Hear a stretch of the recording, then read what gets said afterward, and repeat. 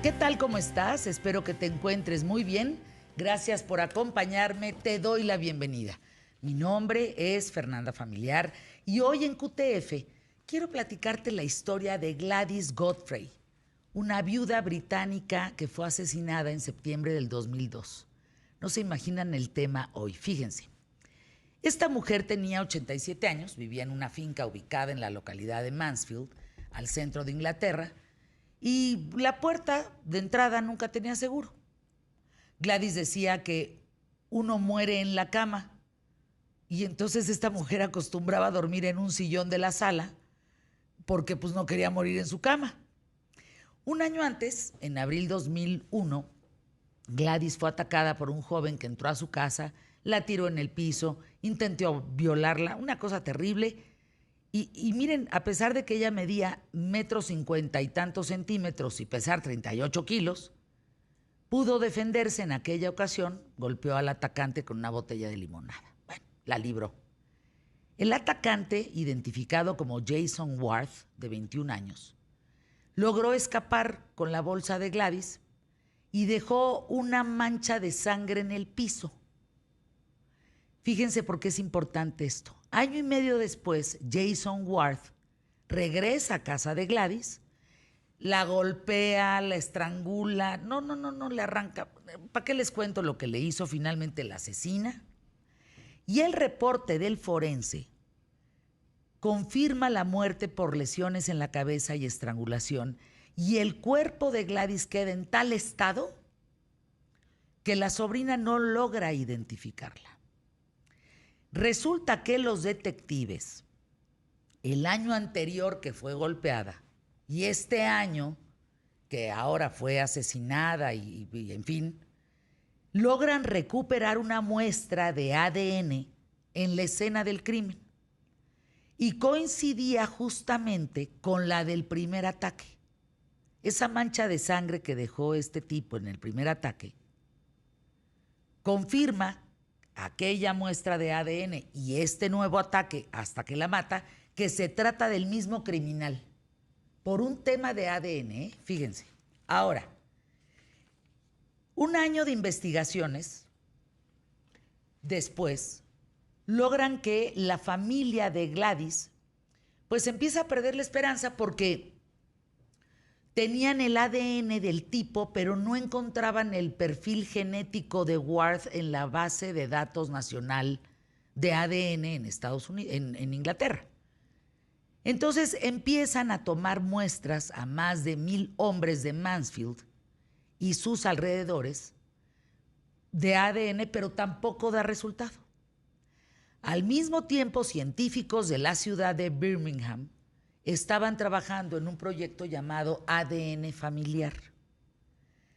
Se incorpora la muestra de ADN de la escena del crimen a la base de datos nacional de ADN para empezar a buscar correspondencias similares en lugar de exactas, ¿no? En lugar de encontrar exacto el perfil, pues dicen, vámonos por lo menos por los que medio se le parezcan.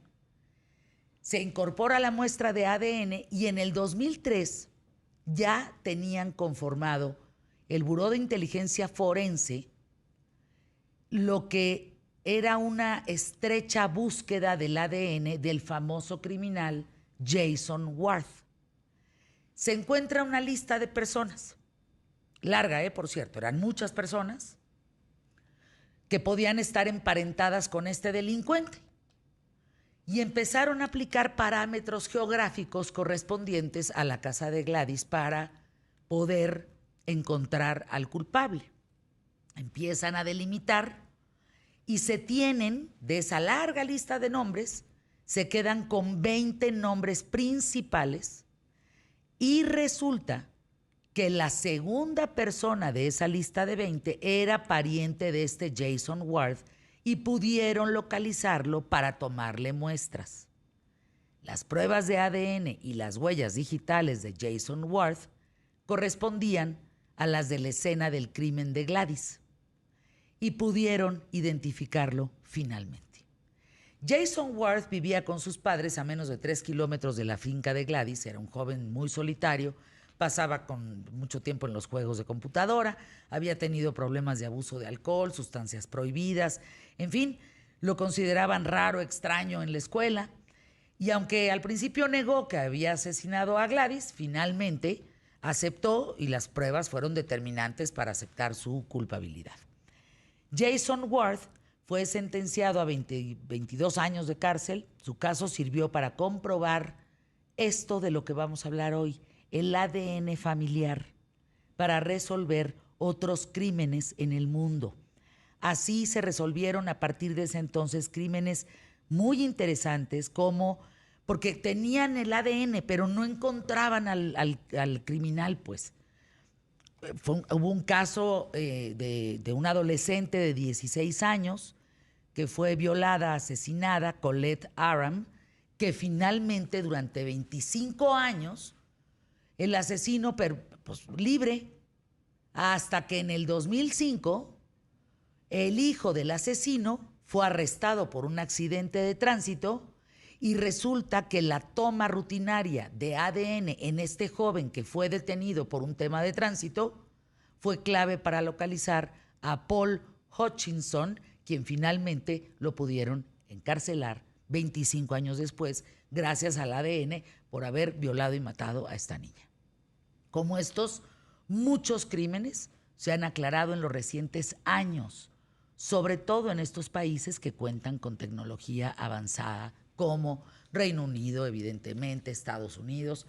No creo que en México contemos con esta tecnología, pero bueno, de eso vamos a hablar y mucho más, mi querido Emilio. Sin duda alguna, quédense con nosotros porque es un tema muy interesante todo este asunto que nos puede ayudar a conocer el ADN. El ADN. ¿Tú tienes tu ADN? No. No. ¿Tú sí? El de mi hija. Completita, así, la cadena. ¿Toda la cadena? Toda, Sí. toda. Que es muy bueno tenerlo precisamente Sí. por cuestiones también de salud, de información. Es que de parte genética. paterna, la mayor parte de las mujeres han tenido cáncer de mama. Y dije, a mí no me agarran en curva. Claro. ADN completito. Bueno, ¿qué? ¿Arrancamos el programa? ¿Listos? Vamos. Hoy por el mejor programa, solo quise ayer que se ve. Empezamos, pie derecho.